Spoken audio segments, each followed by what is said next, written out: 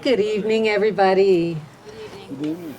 I'm Julie Seidel, Interpreter 1 here at the Santa Cruz Mission State Historic Park, and I'm so grateful to see you all here at our park. Thanks for being here this evening and coming together on a fortuitously pleasant November evening, which is also Native American Heritage Month. And here at the park, we wanted to commemorate this event with an opportunity to bring community together to learn and share. As a historic park, of course, we are concerned with events of the past. In tonight's book talk, our two amazing authors will take us inside the pages of their books to tap into perspectives drawn from the lives of Indigenous people of the past and the present.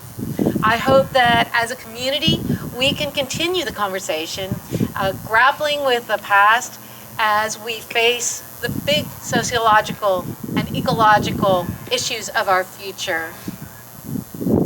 Facilitating the program tonight is Dr. John Brown Childs, Professor Emeritus for UC Santa Cruz.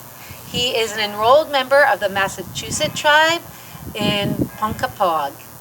Despite his retirement from UC Santa Cruz in 2009, he continues his commitment to community service, including his work with prisoners at Soledad State Prison through the Barrios Unidos Prison Project.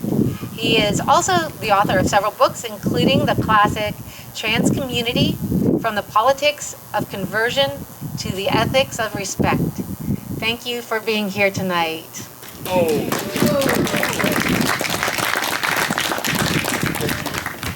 Thank you. And let me just say a word of thanks, or a few words of thanks to the state parks, California state parks, for putting on this event, facilitating it. You know, I was just talking with one of our members here about, have we made progress, are we going backwards? And it's obviously a bit of both in the world right now. But this kind of event would not have occurred in 1965. So, you know, we are together as one mind in a positive setting in a way that was not possible in 1965. 65, I was in the civil rights movement in Alabama. If you would ask me, could this kind of event take place then? I probably would have said no. So a lot of people have struggled, a lot of people are struggling, a lot of people are doing the right thing, and it's this kind of foundation that makes this event possible. So thank you to California State Parks.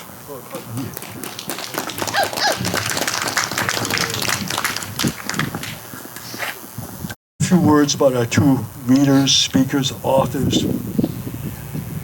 These two men are what I call truth walkers. They walk with truth. They speak with truth. They listen to truth. And therefore, these are bearers of the truth.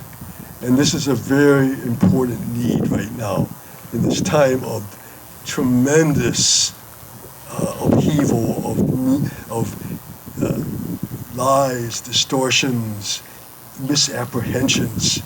To have the truth spoken is absolutely vital.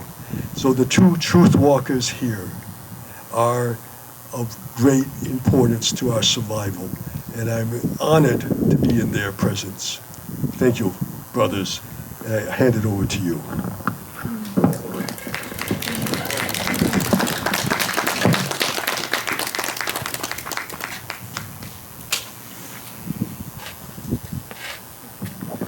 Thank you, John. Before I go, I'm actually going to invite Kanyon up to share a song, so I'm going to hand it over to Kanyon. If I could hear a good oh to our elder and our relative, oh, as a California Indigenous, Two-Spirit community member, and a cultural representative of Indian Canyon Nation, I thank you for your kind words and your opening. I'm so appreciative. Mishmin Tuhis, Conrakat Canyon, Coyote Woman, Sayers-Roods. As I mentioned, I come from Indian Canyon Nation, daughter of Anne Marie Sayers, daughter of Elena Sayers.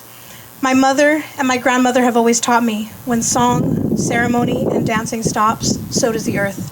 I too believe that. And when in spaces like this, we started off in a good way. We start our circle and we close our circle. So we are in ceremony. And I just want to invite you to say a couple of words with me. Can I hear you say, Ama Piritakawas? Ama Piritakawas. That is in the Mutsun language, the language of my ancestors. We are here in the Awaswa-speaking linguistic territory of what we now call Ohlone territory. But myself, coming from Mutsun Ohlone territories, I want to share that Ama in our language means people. Pire Tak Awas is land of location, all being from, meaning people of this land. Here we are in community, being people of this land, and you acknowledging Indigenous protocol. By becoming familiar with the Indigenous peoples of whose land we are on, or honoring the first peoples, the first stewards of this land. So thank you. So I'm going to offer a grandmother's song. I identify as a California Indigenous community member, and this has roots of the Chumash language. I'm Mutsun. I'm tracing my lineage, learning more about my Chumash ancestry, and a little bit of Euromud. So acknowledging all my ancestors of all my roots. And this is a grandmother's song to honor our grandmothers, their grandmothers, and in all Mother Earth. For without them and without her, we would not be here. We share this time and space together for a reason. So it's with that humility, that gratitude, that present-mindedness that I offer this song here in this space tonight. Moi moi o kawana, moi moi o ka, moi moi no, moi moi o ko, moi moi o ne, o konale, moi moi he o konale, moi moi o kawana, moi moi o ko, moi moi no, moi moi o ko, moi moi o ne, o konale, moi moi he o konale, moi moi o kawana, moi moi o ko, moi moi no, moi moi o ko, moi moi o ne, o konale, moi moi he o konale. No son and oh. So welcome to Ohlone territory, and thank you for this culture sharing opportunity. No son.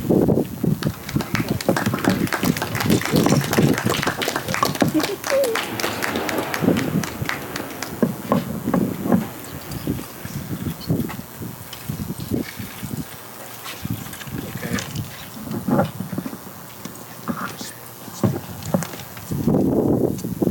Well, thank you all for being here. Just a couple words of thanks, but first of all, thanks to John Brown Childs for giving an introduction, and thank you to Kanyon for getting us started here. And thank you to everyone for being here tonight. And I hope everyone's staying warm too. I know it's getting a little chilly. So I'll start by just saying a couple things. For those who don't know, my name is Martin Rizzo-Martinez, and I work with state parks right now as the historian and tribal liaison for the Santa Cruz district. And I'm a researcher. My book and my work is historical. I work in archives, but I've also worked very closely with members of the Amamutsun tribal band and with other local native partners like Kanyon and Anne Marie and others. But I do want to start by saying that the work that I do is not that of the stories of my own ancestors. And even though I do historical work, I think it's important just to recognize that historical and academic work is not a replacement for the lived experiences of people who have actually endured whose ancestors endured the missions and survived these. But I see it as a compliment. So my hope is to kind of complement the work of that, and I want to encourage people to seek out and listen to, learn from, work in collaboration with people in the lands that you live in, and those of you in Santa Cruz. That includes the Woods and Travel Band, that includes the folks at Indian Canyon, and just north of here, the Ramaytush and the Moekma, and many different tribes throughout the Bay Area. Just want to kind of build, John started us off with a land acknowledgement, and I'll just add a little bit of nuance to that. And it is such a nice thing that people are starting with land acknowledgements and using these days. And I just want to point out too, and kind of situate us in the space that we are in right now. John mentioned that these lands right here are the historic lands of the Oipi tribe, which is the people who lived from about Arana Gulch all the way up the coast a little ways here in these lands. The area that you see behind you of downtown Santa Cruz was historically a village site known as Aulintak, which is the place of the red abalone. Just up to the north was another village site, right? There's multiple villages that have been around here, but have been erased over time through colonial settlement. We should take stock of the fact that we are right now at a site that is part of the complex known as Mission Santa Cruz. And this area here became the home for over 35 different tribes that were taken into Mission Santa Cruz, spoke multiple languages, the Awaswas language of this area, as well as the Mutsun language just over the hills here, as well as Yokuts people who came in later from faraway San Joaquin Valley, who many were brought in here violently through Spanish colonial military through this. So this land, ooh, I'll take that, thank you. It's a little windy. So I think it's really significant that we're standing here on lands that were part of the mission to be talking about this history. I'll start by saying a couple words about my work. For those who don't know, my book was published earlier this year and explores the history of Indigenous peoples in Santa Cruz, which includes the people from Santa Cruz, as well as the people taken here over time, and looks and follows their lives of individuals and families up to about 1900, the scope of this. I should note that part of what I did with this book was a lot of it was talking to Indigenous peoples around here, working with oral history, stuff that was recorded back in the 1900s, stuff that was recorded in the 1930s, and then working with people today who still have oral histories and stories in their families, drawing on all of those to help understand and interpret this history. A lot of what I focus on in the book is looking at ways that Native peoples resisted and challenged colonialism and challenged this violence and pushed back. And I think that's a really important aspect to understand this resistance and rebellion and ways that people fought back. But I think that in order to really understand that in its context, we also have to understand the violence of colonialism and the great loss and the trauma that was involved with this. And one of the things we wanted to do tonight when I talked to Stan about what to do and how to frame this, we wanted to bring up questions that we could then open up to conversation and hear people's thoughts on as well. I invite you all to consider these things. But I think one of the big questions that stands out as we're here in this space is how we grapple with this kind of history, right? How we grapple with the trauma and with the devastation, right? The difficulty of the history that has informed where we all are. Because we can't avoid it, right? This is the history that has gotten us to the place that we are in right now. And this is how we are around today. And so I'm going to share a little bit of some of the demographics and some of the realities, the hard realities of what life was like at Mission Santa Cruz in particular. But keep in mind that this is one area, and that there were many throughout California that experienced their own version of a similar type of Holocaust.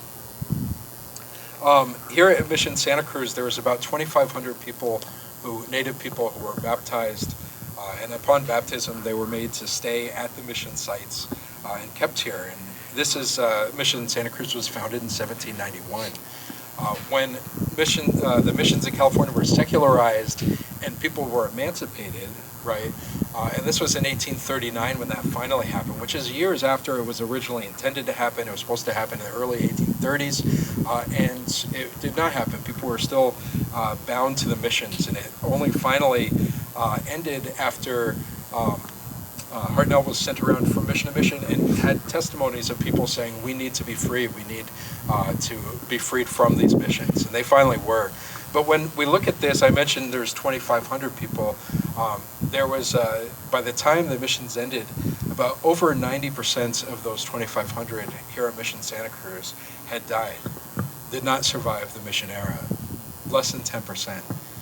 And the numbers are similar in other places. They vary slightly. In Mission San Juan Bautista, 85% of the people who were baptized there did not survive Mission San Juan Bautista. And if you look at all the missions which I have, those numbers don't vary a whole lot. They're similarly atrocious and very difficult. And when you take into account, all of the factors, some of the people who are older coming in here, I still think those numbers are horrific reflections of the conditions that people experienced here at the missions. When Mission Santa Cruz, again, was emancipated in 1839, there was about 100 survivors there. And right at that same time, there was also a smallpox epidemic that came through here, and there was a malaria epidemic a couple years before. And so many of those survivors didn't survive much past that. And in the decades that followed, there was really a handful of families. I should also mention too, because in talking to Native peoples, survivors of the missions, it's frequently talked about stories of things like infanticide, where families, the conditions were so horrific that people were unable to bear this. And so I looked at the actual numbers of children born at Mission Santa Cruz, and what I found was equally horrific.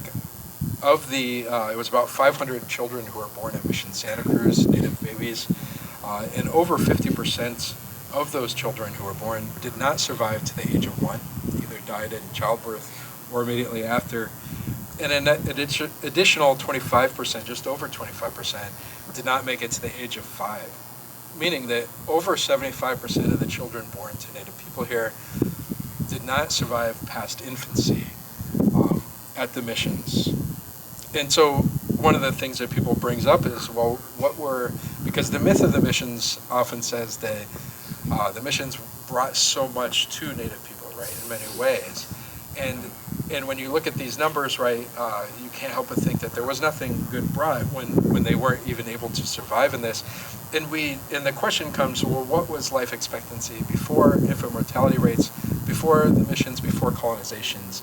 And we can actually know that because I did a survey of Bay Area cemetery sites that have been logged by archaeologists over the last couple hundred years, and there is a lot of information there. There are thousands of multiple cemetery sites, thousands of bodies that have been studied in this process, right? And when you look at what archaeologists have put together over this time, we see that it's actually the opposite, that infant mortality in indigenous cemeteries in the Bay Area was about 80% survival rate. So it's almost inverse of what happened. So it went from a situation, and I should note that I've looked across like world populations in the 1700s and 1600s, and that compares rather favorably with any place. It's among the higher numbers, right? Which indicates that life in the Bay Area and in California for indigenous peoples was actually really well, right? People had resources, they had means, they had a thriving society, and people were surviving in great numbers until the missions came here and changed all of that. I should also note that since we're here at Santa Cruz, there were a handful of families that survived up to about 1900, but it's important to note too that there are no publicly known families who claim survival to Santa Cruz Mission. And this is something else that we should grapple with. What is the implications of this? And I'll put a couple qualifiers on that. Keep in mind that there are still many Native peoples who affiliate with particular tribes who have survived and for their reasons of their own may choose not to identify publicly in that way, and that's absolutely their right. So I think that we have to understand that there are likely still families out there that do trace to Mission Santa Cruz, but as far as people who are out there doing things in the public, we have people like Chairman Lopez, who his family did live in this area. They relocated here after the mission, and they have connections with Santa Cruz, which is great. But it is as far as people who claim ancestry to the local tribes, the Hoipi, the Aptos south of here, the Kiroste and Chitone to the north of here. There are not people who have those ties, and again, it's something that we need to grapple with as a society. What does this mean to live in a place where genocide like this has happened, where people were not able to survive through this? And I also want to talk about, like I said with my book, I don't only focus on the loss and the genocide, because I think it's important to recognize ways that people fought back, the ways that people challenged this, in part to see and to learn from the ingenuity and the brilliance of Indigenous peoples who challenged this. And I think that's another myth that people have, is that Native people did not fight back and did not challenge this. And I think that's really important for us to recognize. Here at Mission Santa Cruz, there are many different ways that people fought back and challenged. Some of this was through fugitivism, by leaving and fleeing the missions. Canyon's family traces back through some of those fugitives in Indian Canyon there. And there were many times, in fact, the Spanish frequently over-reported the number of people living here. I found evidence of letters where they would say, they would report back that there was 400 people here, and then a couple weeks later write a letter complaining about the 200 who never returned. And so you can see where they're over-reporting these, probably to get funding. But fugitivism was one way that people left. Here at Mission Santa Cruz, there was the infamous story of Padre Andres Quintana, who was known for making a whip with wire tips and edges on it to punish people. And after nearly killing 2 young men, a group of Native men and women gathered together and formulated a plan to assassinate him. Those stories are really important, and there's evidence that the people involved with this, mostly the men arrested and taken up to the presidios, but they were remembered in this community for many years for their sacrifice to help and support people. And on top of that, in this particular story, it was a woman from over the hill, from the Henry Co area, the Sumu tribe, who was the one who, Yekenansat was her name, and she's the one who formulated the plan and was a central figure in this. And again, it's a great example of how in Indigenous society, women were often leaders and in these positions of power. And within the mission communities, they still were able to maintain that. We see evidence of that, as in the case of Yekenansat, despite the imposition of Spanish Franciscan patriarchy at the time. So those stories are really important. There was an attack here in 1793 coming from the north, from the Kiroste folks up in Año Nuevo area that attacked Mission Santa Cruz and burned down some of the buildings. So those stories are extremely important for us to remember and for us to learn. But I think they have to be understood within this context of great loss, too, and devastation. And I'll add a little bit more to that, too, because when we look at the missions, we have to understand them as very complicated spaces. Yes, there was this loss, there was this resistance, but people also found ways to create community at these missions, right? These missions, when you see the adobes in California, these are all built by Native peoples. And Native peoples found ways to not only survive, but to endure, to create new kinship networks and ties with other survivors. But they also found ways to save ceremony, right? To sing their songs, to do their practices, right? And continue this. And what we're seeing today, thankfully, is a resurgence of, or maybe it's that we're becoming more aware of Indigenous Californians who've been doing this the whole time. Is probably more to the case. So I want to shift us to think about this space. Here we are at Mission Santa Cruz State Park. And this here, I should point out that this is This building that is behind us is adobe, is a little different from all the other mission sites throughout California in a couple ways. Firstly, most of the others are the church there. The church here fell down in the 1850s and was rebuilt in the Victorian over there. But there are only a few of the mission sites that are owned by state parks, and this is one of the 3 that are owned by parks. But this place is unique in that these homes, what is behind us here is homes that were built by Native people, but for Native people, which is unlike any of the other sites. And it's important for us to be telling the stories of Native people, that the stories of Native people are told in these places, unlike what has been traditionally told at the missions. I should point out that there's this question that I guess I'll eventually leave with you too, us to think about, is the way that this history has been taught, right, is so problematic. And part of this traces back to the early 1900s when Franciscan historians like Zephyr and Engelhardt were the ones who were telling the story and giving us the official story. And that became codified and eventually is what was taught in 4th grade, right? And at the same time, this movement was made to kind of restore the missions and to take these places and turn them into tourist traps, basically, is what it was. And the idea of the El Camino Real, which is so familiar to all of us in California, is really built around this idea of selling tourism to Californian tourists coming here. And what happened is, if you visit the mission sites, most of the missions are maintained as these kind of bucolic green spaces, right, with the gardens. People have weddings and all sorts of things there. But the realities of Indigenous life at the missions is erased from these spaces and not told there. And I think this is something important to think about too, right? What is the actual history in these places, and how can this be reflected there? What we don't see at any of the mission sites are signs of the infirmaries, right? And again, I mentioned the disease trailing through these. You can see, again, with the death rates, the infirmaries were a huge part of mission life here, as were things like stocks and different forms of punishment, right? These types of things. The other thing that is erased from the missions is the monjeríos, and this was what they called the girls' dormitories, right? And the monjeríos translates to mean the nunneries. And what this was, it's described by multiple people traveling through this.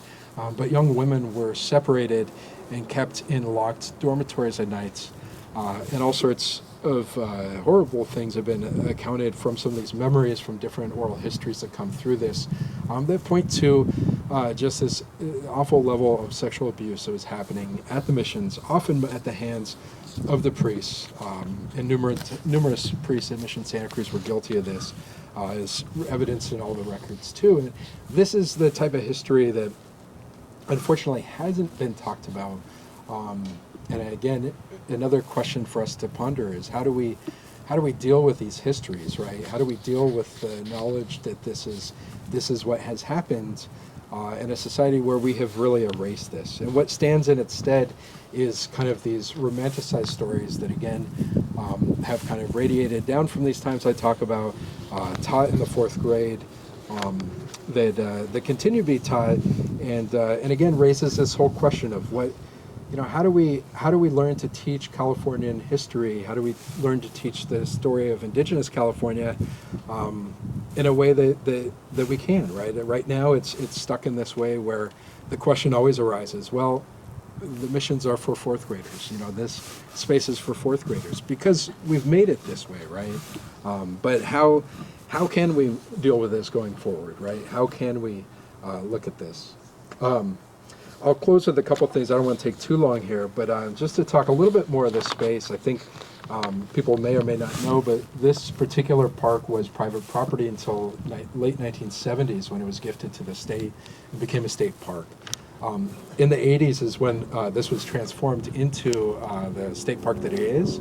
And there was a professor here in town working at UC Santa Cruz at the time, who was a Native professor, a Native historian, Ed Castillo, who was from the Cahuilla peoples down south. And Ed was involved in this. There's a great little story of this written up by a couple of Friends of State Parks folks who are here, Jessica and others that talk about this. But Ed was really insistent that this place be used to tell the story of Native experience at the missions.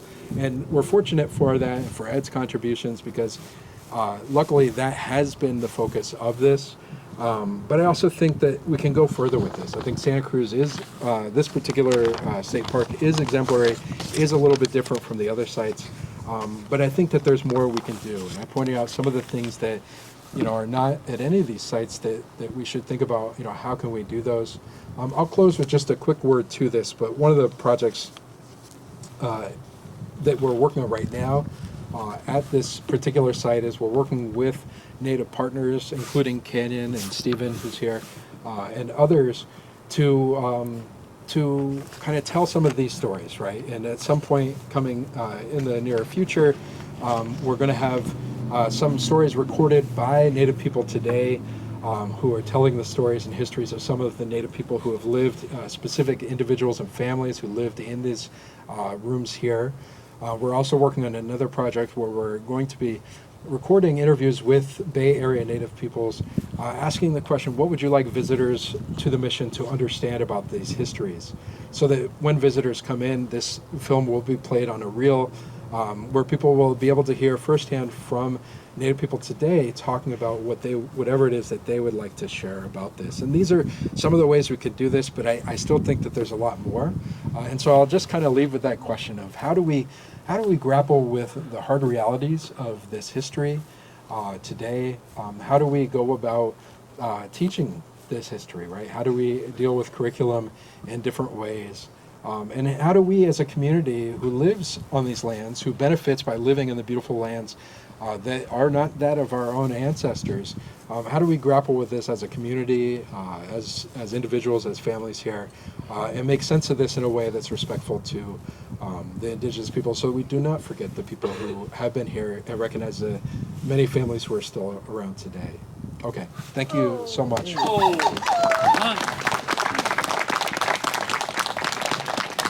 And I'm going to introduce Stan, if I may, really quickly, but it's a huge honor for me to be here with Stan today and with John. These are two of my teachers over the year. I had the pleasure of working with John Brownchilds right before he retired and when I was at graduate school. But I worked with Stan right after moving to Santa Cruz.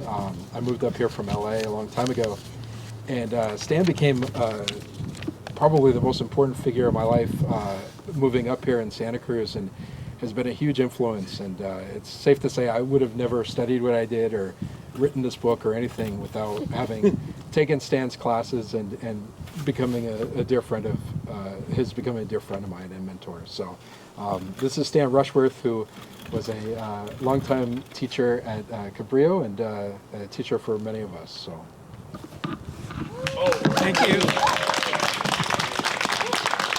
Is this thing on? Can you hear me? It's not on. Marty, could you fire me up here? Is there something we can do to get this one You going? just have to turn it on. Should I switch it? Oh, there we go. Is that good? Yeah. Is that good? Okay. I'd like to start by reading one sentence from Tani Henningsen, who is a Konkan Maidu woman, student at UCSC now. She says, and she's interviewed in this book, in order to really heal from something, it has to be acknowledged. In order to really heal from something, it has to be acknowledged. Well, this book, for those of you who don't know, it's interviews. It's called We Are the Middle of Forever. Not we are in the middle of forever, but we are the middle of forever. And this is a line given to us by John Trudell, who is a poet, spokesperson for the American Indian movement throughout its powerful years. He's walked on now, but his family allowed us to use this line.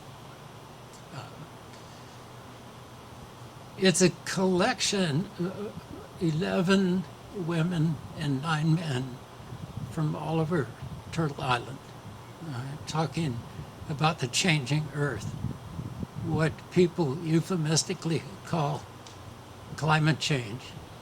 All right? Climate change, as one of the gentlemen in here, Shannon Rivers, puts out, climate, what kind of climate? When the newcomers came, this changed the climate.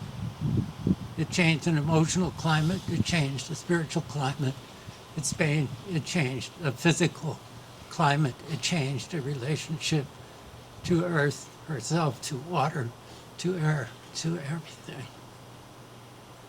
So, this book is a book of friendship, really. It's a friendly offering from 20 Native people, many of them from California, many of them from different parts of Turtle Island. There's young people. The youngest person interviewed was 18 at the time of the interview. The oldest wouldn't tell us his age, but he's old. He's older than me. Okay? So I know he's old.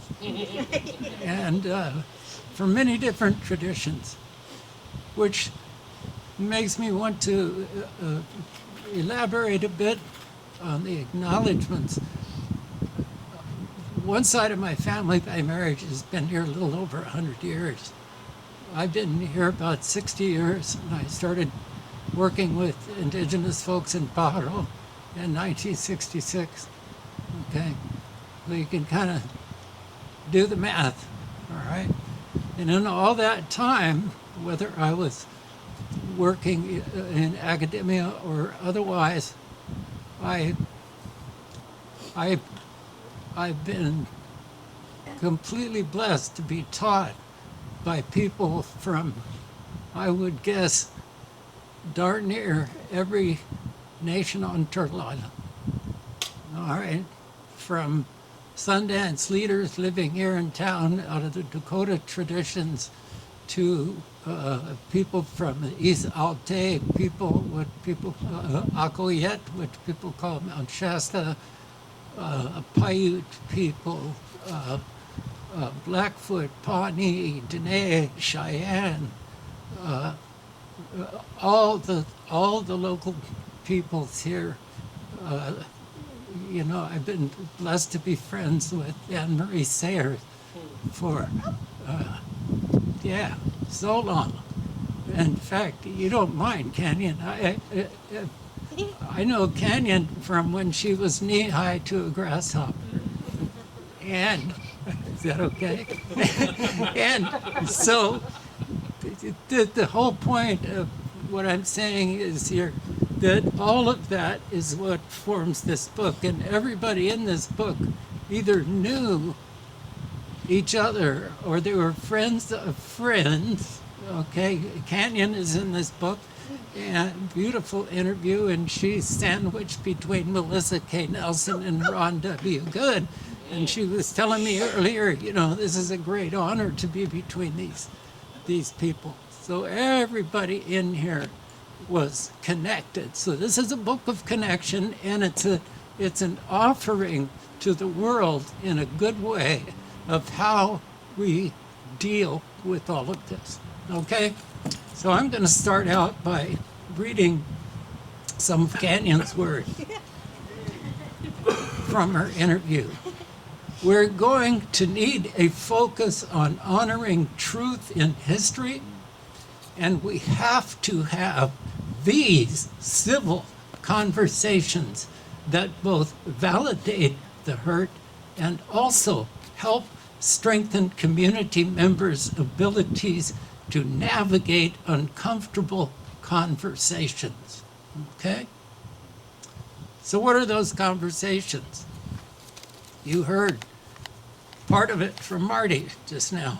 And I want to read you another part from, this is Fawn Sharp, who's Quinault. She's the president of the Quinault Nation of the Olympic Peninsula, and is current president of the National Congress of American Indians, which is one of the largest pan-Indigenous networks and oldest in the world. Ultimately, the solution to the crisis lies in our values, and we've proven that simply by existing today, regardless of how we had the most powerful country in the world try to destroy us, terminate us, and assimilate us. We lived under great pain and suffering. They carried out murder and genocide and attempted full-scale annihilation, but they never could stop that drumbeat in our heart. One could either just wither away like paper or be like steel that just grows stronger and stronger. When the most powerful country in 400 years can't stop you, you know it's because of your resources, prayers, and blessings, and everything that has been across this land since time began. And we not only have survived, but we're now emerging even stronger and stronger.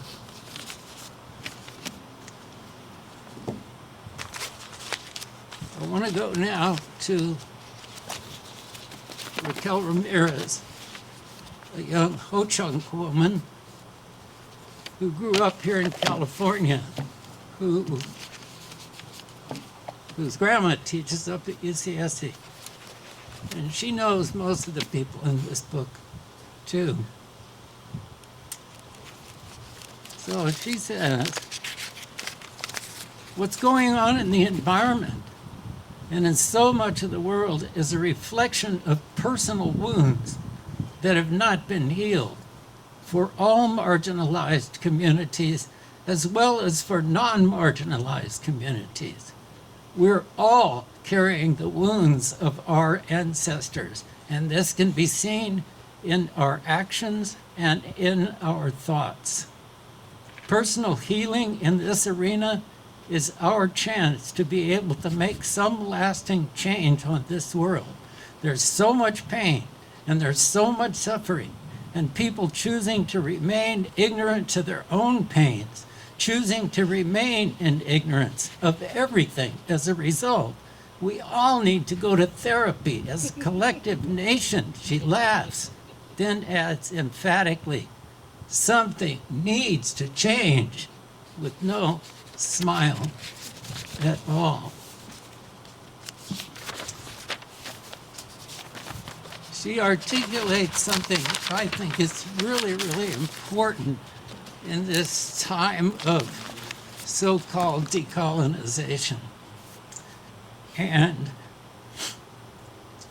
I think this is really crucial in terms of natural cycles, is her point here. Paramount in Indigenous ideology is the nature of cycles and the circle, like our medicine wheels. There is a constant cycle in human experience of struggle and growth. And until you can experience struggle and you can experience pain, she pauses, indicating that without the emotional allowing, it goes nowhere. Then she explains her point further. We experience the most amount of growth if we allow ourselves to reflect, and we can start reconstructing then. For generations of Europeans not to reflect and reconstruct, they're not participating in the cycle of human experience. She maintains that the not reflecting breaks the cycle. The genocide hurts the heart of the perpetrators as well, because it is such a stark contrast to who we are as human beings, inherently collaborative, inherently community-focused. And for you to kill people, that's a wound on your heart.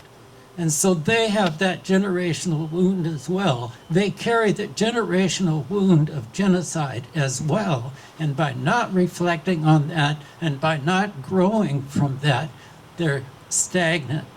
She stands on this last word, pauses, and continues. That's why it's so necessary for there to be awareness, because it allows human beings to work within the cycle of Mother Nature.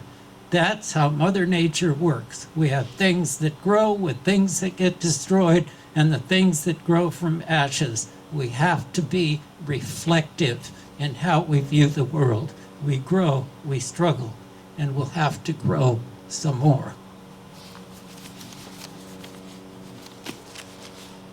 So, how do we do that? What kind of space in ourselves do we do that with? Lila June Johnston, Dene, or Navajo, Cheyenne, spoken word artist, look her up, fantastic, fantastic woman. She says, it is through the release of fear and the trust in creation, trust in ourselves, trust in our inherent ability to be taken care of by this earth. Only then will we be free.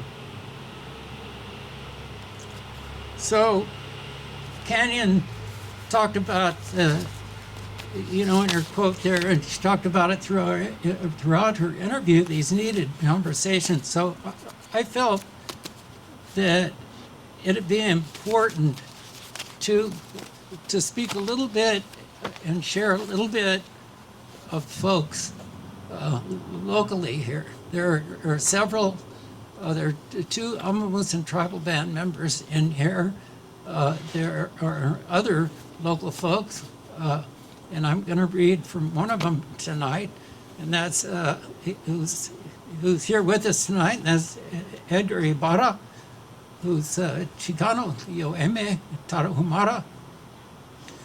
He says, these traditional ways are what's going to help us reclaim our neighborhoods.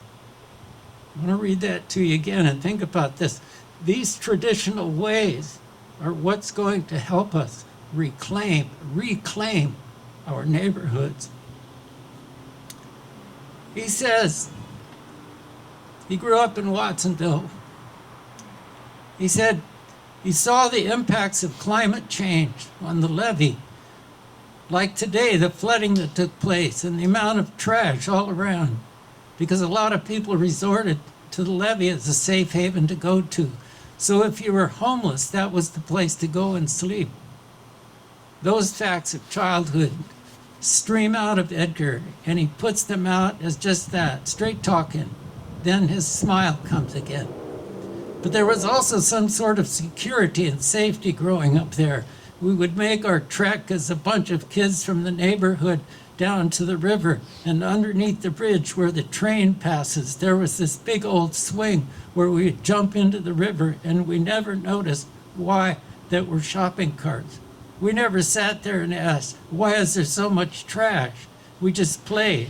We played, and we didn't even take into consideration the runoff from the agricultural businesses with the strawberry fields and everything right there. We just played in it. When we were growing up, we never sat and considered our situation. Sometimes I've been asked, how was it growing up poor? To be honest, I was just going around, playing with my friends, playing marbles, playing childhood games out there. This back and forth is what he does in his reflection, weighing one side of life next to the other, the hard side next to the soft side. He remembers the good of childhood amidst the bad, then goes back to the trajectory of where it runs for far too many people. He played and saw the good as a kid, not the bad. But then it shifted. He says, I think it was the first time that we got pulled over riding our bikes. I was 12 years old. They sat us down and made us take off our shirts to tattoo check all of us. We were 12 years old, most of us, in between 11, one of them, and 13, another. And at the time, we didn't understand, but in retrospect, we were being profiled for who we were and where we lived. Edgar goes into how everything began to shape into something very different then, very quickly. He describes the thinking that developed in the children. A lot of these things, he says, have to do with the mindset we grew up with after that. We didn't really have a sense of self-worth. We thought our life was short. We believed that it was meaningless. There was really no clear purpose. And what we saw was that we had very few avenues, right? It was that you were going to work in the agribusiness as a laborer, work in the canneries, end up in prison, or pass away at an early age. That's what we saw. Right now, the strawberry growers in Watsonville are still, after 30 plus years of controversy, spraying the fields directly adjacent to the grammar schools. Right down the street. Right down the street. And when they're challenged, they get all progressive and say, well, you know, we have to balance the economy. We really want to do the right thing, blah, blah, blah, blah. But they have 3 to 4 decades of scientific evidence telling them that what they're doing is killing children. Right down the street, folks. This is why none of this can be separated. It cannot be separated. Social justice, environmental justice, climate, what we call climate change, I call it a euphemism because it's really about desecration. Desecration of humans, desecration of earth, desecration of in one spot is desecration of every spot, and it's also desecration of self. So there's another spot that I want to talk about, which is also right down the street, and I want to read Alexei Sigona on Huristak. Huristak, for those of you who don't know, is the Sargent Ranch, and it's ancient sacred ground to the Amamutsan and to other people from the surrounding areas who all did ceremony there together for so long that we really don't know. Certainly longer than the missions or the Mexican era or the era of the United States. You know, probably from before Christ was born, okay? Probably long before the time of Christ, okay? We don't know. Could be, archaeology could tell us 15,000 years of somebody doing not too bad right down the street, okay? And right now, Alexei talks about this in here. He's an environmental science major at Berkeley right now, working on his PhD. One line he says, you can't just do a ceremony in a parking lot. You can't just do a ceremony on a parking lot.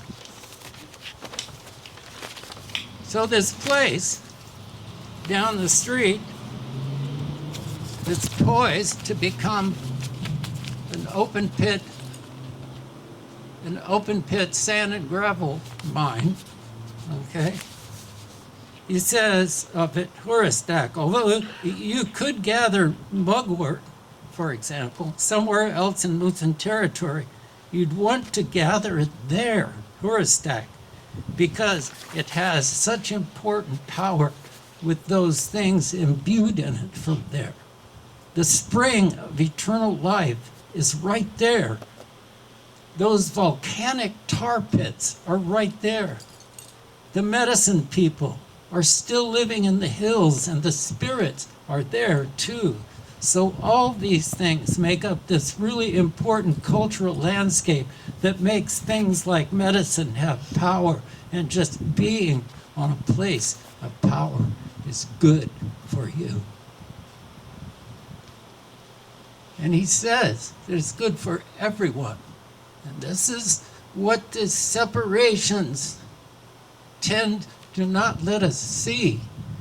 If that place goes down, this is going to create a cynicism, and young people, no matter whether they're Amamutsan tribal band or Iweme and Tarahumara or Cherokee or Paiute or non-Indigenous, all right?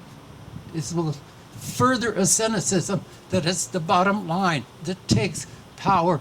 It's the dollar that takes power over everything else. And it's done with law, right? It's done with law, with the concept of private property. We accept the concept of private property, but that concept is an imposition. It's an imposition. No one asked the people here if they wanted to take the concept of private property. It was simply, when we say unceded territory, what does that mean? It means it was not willingly given up. It was not given up in a loss of battle.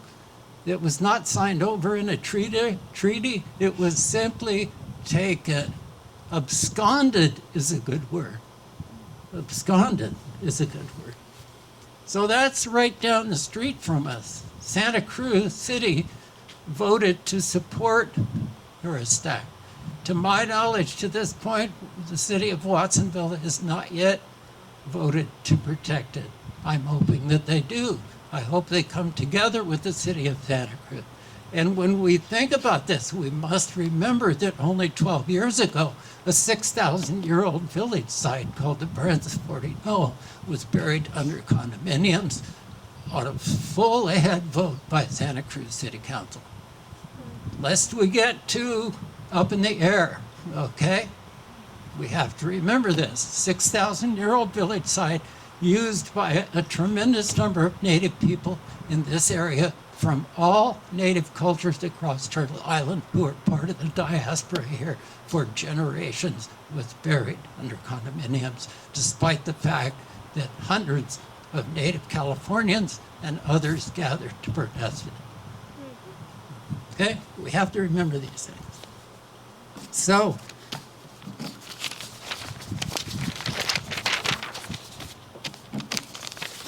how do we navigate all this information? Okay, and about Earth. So I'm going to read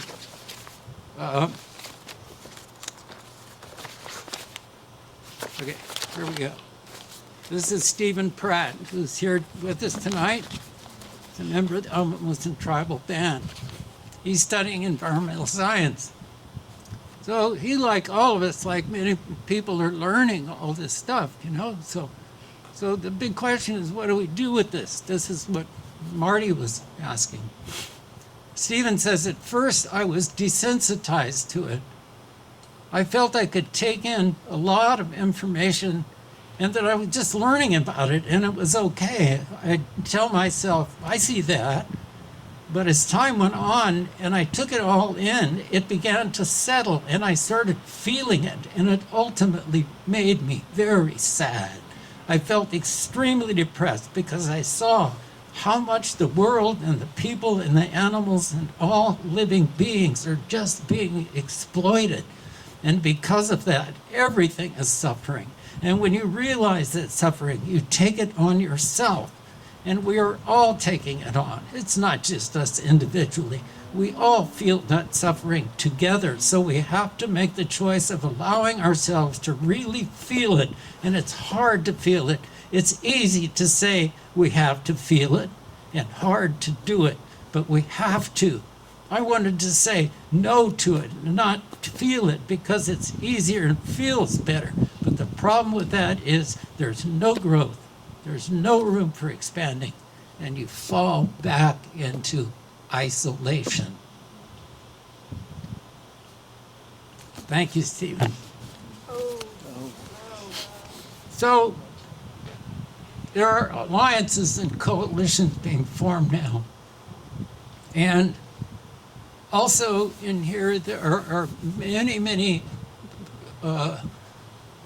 words, there are many expressions talking about the before time, about the values that Von Sharp talked about here.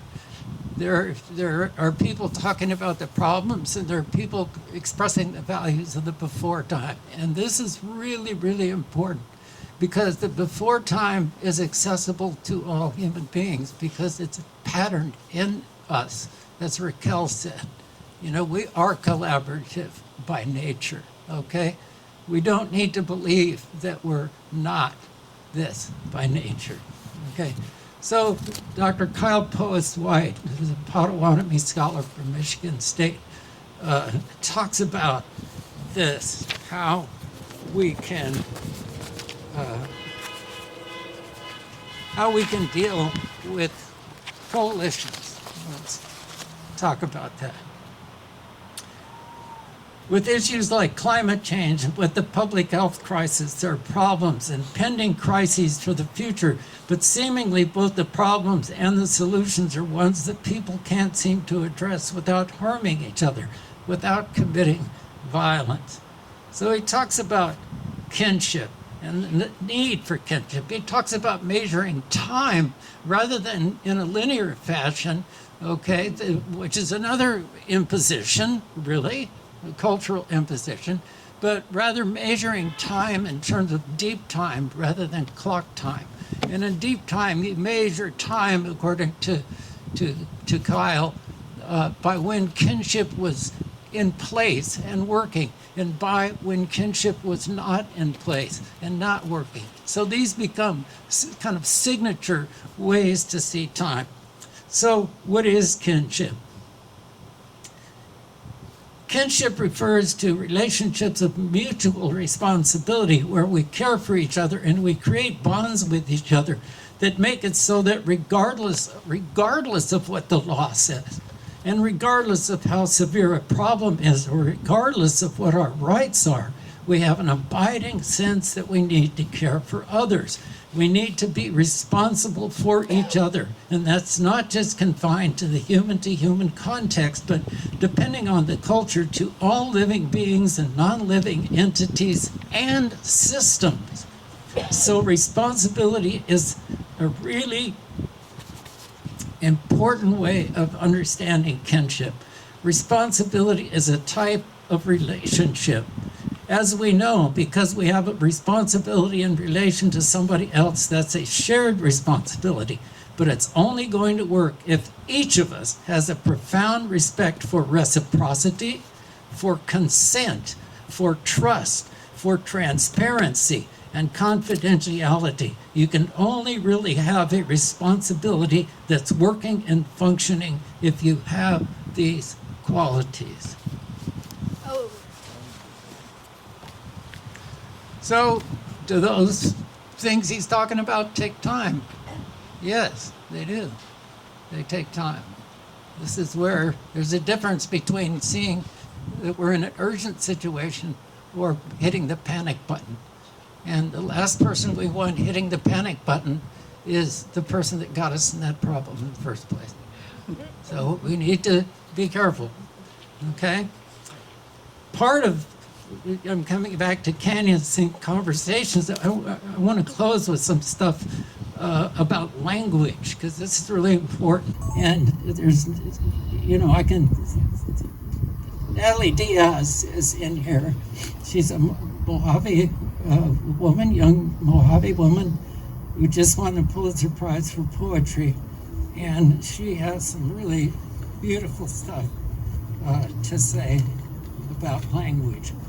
And I think that this will kind of, I don't know, it helps me a lot when I think about speaking.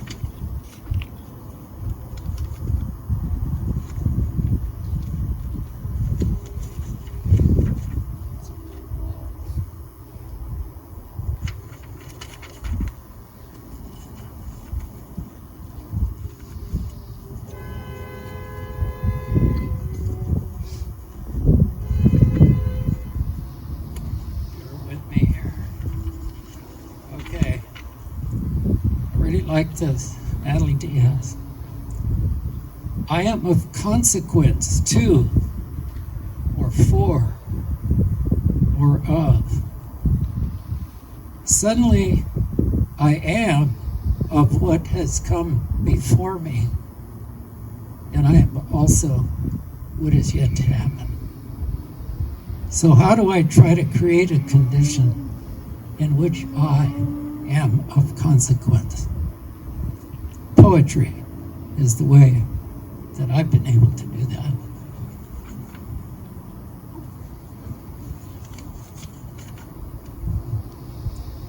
one of the questions we asked people these interviews was, no matter the outcome, how do we comport ourselves? She liked that. I was really struck by your phrase, no matter the outcome. I am struck by the insistence that these things are a part of the state of the climate right now. I don't believe this is us having control over the land. This is the land telling us it's tired. It's tired of sustaining us when we can't reciprocate the relationship that I believe was set out for us. I don't have the articulation yet, but I do think there's something about when we do acknowledge what we've done, or even our refusal to acknowledge what we've done. It's still such a dominion, right? Like we're holding dominion over the land, and we will direct it. We are definitely a part of the momentum of what's happening to water, to earth, to climate. Yet, this is also very much the earth telling us it's exhausted. It's ready to start cleaning itself. It's ready to move on to its next iteration.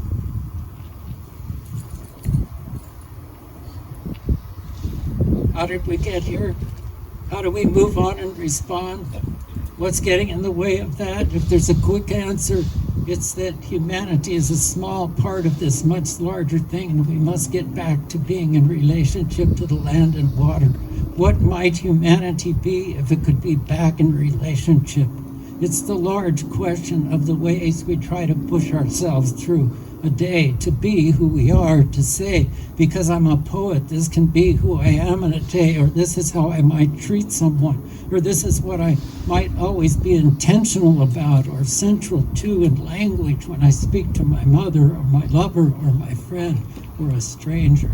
So I think those are the small ways. Or how do I visit my water, and then how do I use it in a day, or how do we work in the garden? Then we have the larger world around us that is not asking that question, no matter the outcome. She talks about their creation stories in Mojave. It was Creator pulling us up from the land and saying, this is who you are in language. But it happened while land was happening. Then to say, this is where your water will come from, as he moved his lance into the earth and the water came out. Then to say, this is how you hunt. Language is one pathway to return us to land, the way the Creator gave us language to identify ourselves as both land and water, and being of each. Language has a power to return to its first iterations. The first time earth was said, it was the earth itself. Indigenous languages hold these knowledges, but even the English language can be made more capacious and open to these relationships. In language, will always return back to the land if you know how to look for it. Karina Gould gives us a sentence, a good guidance. She says, I think that if we focus on the kindness of people, we can get a lot done. Greg Castro recalls Dr. Darrell Babe Wilson talking in a class one day, and somebody said, where does it all go? What do we need?